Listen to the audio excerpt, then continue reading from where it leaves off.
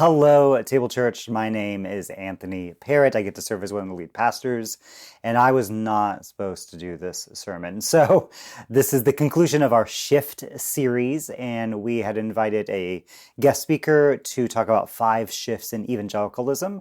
I'd heard this talk actually in Denver. It's a wonderful talk, except our speaker got sick and was unable to do it. So I was going to do it. And I had this blog article that I was working on. I was like, I'll just turn that into a sermon. And then I got sick. And I still don't feel great. But Tanetta's on leave and I didn't want to dump this on anybody else. So here I am. So if I say anything today that sounds to you theologically suspect or offends you, you can blame the sickness. If you enjoy what I preach today, you can thank the Holy Spirit. So let's get into it. We've been talking about shifts in our faith. And before I give you the title of this final shift today, let me give you one of the more offensive sayings of Jesus. So a few weeks ago, our director of Table Kids, Erin Byrne, she preached a sermon on multi-generational community, and she had talked about one of the sayings of Jesus that says, "Whoever welcomes a child in my name welcomes me," talking about children in the kingdom of God. I'm going to look at the next verse. This is Matthew 18, verse 6. And Jesus says this, "As for anyone who causes these children who believe in me to stumble and to fall into sin, it would be better for them to have a huge stone hung around their necks and be drowned in the bottom of the lake." Now, imagine, if you will, if Jesus were alive today and Jesus posted this saying on the social media platform of his choice. And maybe you can talk amongst yourselves about what social media platform Jesus would be good at. But let's say he posts this on Twitter or something or Facebook and he gets to get comments. And imagine what the comments would look like. It would be something like, "Why can't we just talk to each other anymore? I blame Twitter." Or, "God can be trusted with your anger, Jesus, but you can't. You sound really upset." Or, "People abusing those without power like kids, and people who tell the truth about those abusing those without power. Both sides have problems, and you're just proving my point." Or, "Instead of throwing them into the lake, how about you invite them over for dinner?" Or, "If we validate these little children as victims, they'll never accept their identity as a Christian." Or, "It's not the little ones stumbling I'm concerned about, it's the antagonism that Jesus advocates for here. That's the real problem." Or, "Drowning millstones? This is what happens when you let yourself get caught up in worldly polemics and binaries." Or how about just "Pray for your enemies, Jesus." Or, "Look at how much fewer little ones are stumbling than used to be. Let's focus on the progress and be patient." Or, "Stumbling little children you're always going to have with you, Jesus. Let's focus on the gospel."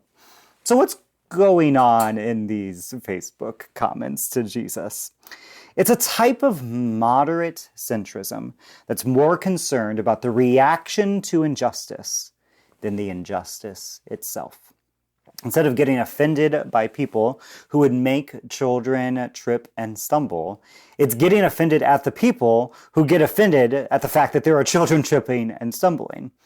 So the shift I want to talk about today is about both myself and what I hope is this church, and it's the shift from centrism to solidarity. From centrism to solidarity. So let me tell you a story. When I first got to the table in March 2020, so happy 3-year anniversary, folks. When I first got here, it was not an LGBTQ affirming church, although I previously had thought it was. And you could forgive me for making that mistake. When I was going through my interview process in 2019, there was a gay person on the elder board. Another gay man served as a volunteer pastor and routinely preached and served communion. There was a thriving LGBTQ affinity group at that time. So during my interview to be lead pastor, I mistakenly called the Table Church an affirming church. But I was corrected. I was told, actually, we don't call ourselves affirming. Well, why not? So the Table had a long history of being a church where people of all sorts could belong. And the original printed bulletin, back in the days when we had a printed bulletin of the church, said as much. It said, quote, "Gay or straight, Republican or Democrat, white or black, you are all welcome here." And what this meant practically was that particularly LGBTQ people did end up coming to the table. They were allowed to lead, to serve, even preach in this contemporary church environment that we've got here. While other churches in the city would have either just outrightly rejected them, accepted them for a while because they kept their views secret, and then eventually let them know that, no, you're not fully affirmed here. Or, there are affirming churches in the city, but they provide a worship experience that doesn't necessarily fit someone's preferences. So it meant that the table was home to folks who were friendly to gay people and theologically unaffirming. During my interview and since, I was told stories of people who came to the table church who had a non-affirming stance. If you don't know the term non-affirming, it means that you see same-sex activity or attraction as sinful. So they shouldn't get married. LGBTQ people shouldn't get married. They shouldn't have partners, etc. So unaffirming people would come to the table church, and then they would build relationships with the LGBTQ people here, and they would change their views. And therefore, it was explained to me that the table never became a clear LGBTQ affirming church because it would prevent those types of unaffirming to affirming conversion stories from happening. So from that interview forward, I knew that if I were to be offered the position of lead pastor, that stance would need to change. Now, there are a lot of terms for what the table church was trying to be. Centrism, being moderate, third way, purple church, meeting in the middle, finding common ground. And these are all ways of dealing with significant differences. And we're not talking about differences of even policy on taxes or what your favorite movie or pizza topping is. These are significant differences around identity and rights, with the goals of building relationships, compromise, and maybe even finding a new way forward. Purple churches, if you don't know the term, are churches that have significant populations of both Republican, red, and Democratic, blue voters. Red and blue makes purple, according to my kids who paint. The third way churches attempt to split the difference between LGBTQIA believers and allies and non-affirming believers by saying that both are welcome to serve, lead, and teach. And even multiracial or multicultural churches also trend towards a form of centrism, where no one race or culture is highlighted over another. There are also forms of centrism or being moderate on issues of female leadership, things like soft complementarianism, or there's a book actually called Neither Complementarian Nor Egalitarian. And the goals of centrism, they sound virtuous. Who doesn't want less division, less fighting, less angst? However, centrism fails to take into account a significant factor in human relationships, and that's power. Power is the ability to exercise your will over others. And there are demographics in the United States that have more power and therefore more rights than others. A good way to tell who has power is by checking to see if your demographic has needed the Supreme Court to grant you a right that others they've already had. In my case, I have never needed the Supreme Court to tell me if I could vote, own land, receive an education, get married, have a bank account, not be owned by someone. Never needed the Supreme Court to tell me if I could be ordained, get a passport, drive a car, get a job without being discriminated against, receive equal pay as other people, or have access to health care. Individuals in the communities they are a part of who have not had those rights will naturally have less power in society. And this can be a difficult thing for some folks to grasp, even if someone born today has all those rights, if people similar to them, the communities that they belong to in the years past have not had those rights, that affects the power that they have access to moving forward. The ownership or lack of power carries forward in time. As Dr. Martin Luther King Jr. put it, it is obvious that if a man entered at the starting line in a race 300 years after another man, the first would have to perform some impossible feat in order to catch up with their fellow runner. This played out at the table church. In 2019, a gay couple went to the lead pastor at the time and asked the pastor to perform their marriage. And the pastor, who, keep in mind, had allowed for LGBTQ elders and preachers, told this couple no. He had seemingly out of nowhere decided to no longer perform weddings. And this, of course, sent sort of shivers down the spines of the queer folks that attended the table. This church, which was supposedly one of the few safe Christian churches and spaces in the city, had just denied a gay couple marriage. Listen, when centrism is made a goal, something very predictable happens. The needs of the person or the culture with more power will win out over the needs of those with less power. I don't know the mind of the pastor who denied this couple marriage. Maybe they were trying to future-proof their career in ministry, but not crossing the line of gay marriage. Maybe they just really didn't like performing weddings. But the motives don't matter. The impact was a couple who had to find a different person, someone who was not the lead pastor of their church, to perform their wedding. The needs of a straight man won out over the needs of a gay couple. And this pattern routinely prevails. Centrism often ends up being a way of withholding justice from a person or a community so that the needs of the culture with more power can be catered to. The burden of centrism is borne the most heavily by those who have much to lose. I'll say that again. The burden of centrism is borne the most heavily by those who have the most to lose. For instance, in my last church, it was said that a woman probably shouldn't be hired as a lead pastor because it would be a turnoff for potential male attendees. Maybe a woman could just be a discipleship pastor instead. Or a church shouldn't become fully affirming for fear of scaring off unaffirming straight folks. Let the gay people serve, but, don't put them on the payroll.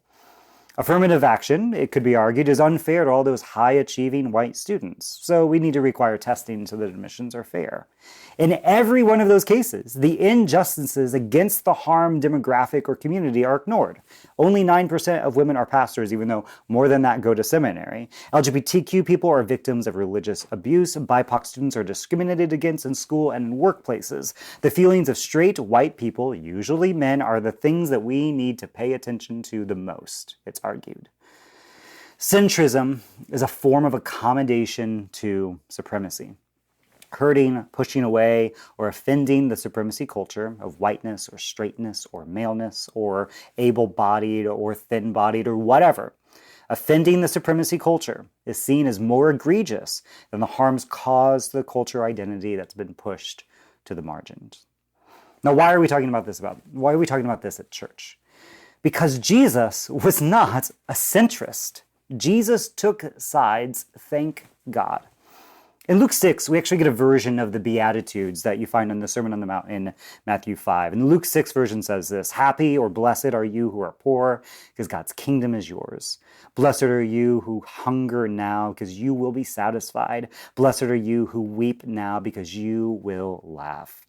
But the part we may not be familiar with, that's not in Matthew's version, is that Jesus keeps going. He says this: "How terrible or woe to you who are rich, because you've already received your comfort. How terrible for you who have plenty now, because someday you're going to be hungry. And how terrible for you who laugh now, because one day you will mourn." Jesus doesn't pull punches. He sides with the poor and the hungry and the mourning, and he does not take a moderating position. Jesus invites us to love our enemies. Yes, that's true, but Jesus does not command us to not have enemies. In fact, it's important that we know how to name our enemies so that we know where God is and where justice is. In fact, Jesus made a lot of enemies because of who he loved and how he spoke to those who had power in his day.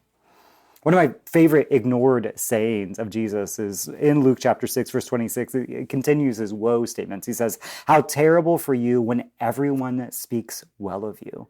In other words, if you're not offending someone, if you are not creating antagonisms between justice and injustice, if you're not creating enemies, that's not a good sign. Now, you could be thinking of examples where Jesus is having table fellowship with rich or powerful folks. But these are not examples of Jesus being a moderate, because in each case, he publicly shames those with more power and honor in his culture. In Luke chapter 7, Jesus is dining with Simon the Pharisee, and a woman known as a notorious sinner comes in and anoints Jesus' feet with oil and tears. Simon, the Pharisee, gets offended, and Jesus says this: "Do you see this woman? When I entered your home, you didn't give me water for my feet, but she wet my feet with tears and wiped them with her hair. You didn't greet me with a kiss, but she hasn't stopped kissing me since I came in. You didn't anoint my head with oil, but she has poured perfumed oil on my feet. This is why I tell you, her sins have been forgiven. She has shown great love. The one who is forgiven little loves little." Jesus doesn't sit at the table of powerful and religious people so that he can try to bring them together like some miraculous Coke commercial. He does it to publicly shame them. Something that the Methodist Wesleyan movement, as well as the Roman Catholics, have gotten right for a long time is what's called the preferential option for the poor. And it's this observation that Latin Jesuits and bishops made that Scripture always trends towards favoring the marginalized, the poor, the pushed out. It's actually baked into Catholic canon law, and this is a quote: Christians are obliged to promote social justice, that evil word, social justice, to assist the poor from their own resources. So if anybody accuses you of being a woke Gen Z social justice warrior, you can just point them to the church's centuries old teaching on social justice. Sweet Jesus. The preferential option was not only for the materially poor, but also includes all those who are marginalized in society, including children, people, the disabled, the elderly, the terminally ill, and victims of injustice and oppression. I think there's this misconception that the Bible is against preferential treatment or favoritism, but this cannot be further from the truth. Favoritism is baked into the message of the Hebrew prophets, Jesus' ministry, and the ministry of the early church. We are supposed to favor those with less power, less access to resources, and less social status. In 1 Corinthians chapter 12, Paul gives us this metaphor of the church as a body. And he begins by emphasizing unity. He says we're all baptized into one spirit, one body, whether Jew or Greek or slave or free. We're all given one spirit to drink from. But later, Paul makes a different point. In a series of statements that would probably make most middle schoolers giggle, and probably some adults too, he uses the example of how we treat our private parts with more dignity than, say, our eyes or our nose. You would be shamed or you would lose honor in Paul's culture to show off your private parts. And this is basically generally true today. So listen to this. This is 1 Corinthians 12, starting in verse 22. Paul says, in fact, some parts of the body that seem weakest and least important are actually the most necessary. And the parts we regard as less honorable are those that we clothe with the greatest care. So we carefully protect those parts that should not be seen, while the supposedly more honorable parts do not require the special care. So God has put the body, the church, together such that extra honor and care are given to those parts that have less dignity. This makes for harmony among the members so that all the members care for each other. If one part suffers, all the parts suffer with it. And if one part is honored, all the parts are glad. There's that preferential treatment again. What Paul was talking about for the Corinthian church is that tension between the rich and the poor. It's a major theme of the letter. The rich people in society already have honor and dignity, and poor people don't. They're better off not seen, not heard. So, Paul says, in the church, we need to treat the poor with more dignity, more honor, and more respect. Why? Paul says, for harmony among the members, so that all the members care for each other. That's not being a centrist. That's not being moderate. It's choosing a side, of righting wrongs, of recalibrating the scales of justice towards those who have been pushed to the margins. So, what does that mean for us, for the Table Church? Overall, in my 3 years here, it has meant an emphasis on clarity. It definitely affects our preaching. I don't believe in vague preaching on important subjects. It would be better not to say anything at all. I'd rather preach in such a way that those who have been pushed to the margins are certain that God is on their side, even at the risk of offending those who have already been told that God is on their side all their life. Listen, friends, I mean this in love, which is a cliche, but I believe it. The Table Church is not a church for everyone. A church for everyone can't actually exist. And I just think we need to be honest about it. Centrism will always put the burden on those who have the most to lose. If I'm given the choice between creating a church for someone who's unsure about LGBTQ rights and a church created for a queer person needing spiritual community, I'm going to choose the queer person needing spiritual community. There are already lots of churches where straight folks can work out their affirming theology without fear of being kicked out or being publicly shamed. There are not nearly enough of those churches for queer folks. The unaffirming straight person is never at risk of someone questioning their right to exist, get married, or be in love. But the LGBTQ person constantly is. So we're going to be a church for queer folks. If I am given a choice between a person who is uncertain about the existence of systemic racism or white supremacy and a Black, brown, Asian, Jewish, indigenous person who has actually experienced those forces, I'm going to choose a church for BIPOC people. There are already lots of churches where folks can work out their thoughts and feelings on racism without fear of being ostracized. And there aren't nearly enough churches for people of color to be their complete selves. So let's be that kind of church. If this sounds antagonistic or like a line drawn in the sand to you, you're right. There was an earlier version of this sermon that I wrote that had a lot more caveats and exceptions and footnotes and addendums, and I realized I was falling prey to the very thing that I was preaching against. I was trying to preach in a way that made moderates feel comfortable. I was footnoting my way back to centrism. But for the person of color being discriminated against, the trans person having their life legislated out of existence, the woman who's losing rights to her pay or her body, the poor person who has nowhere to sleep tonight, they're not asking for centrism. They're not asking for a moderate approach. They're asking for solidarity. And in following the footsteps of Jesus, I want to give it to them. And I hope you do too.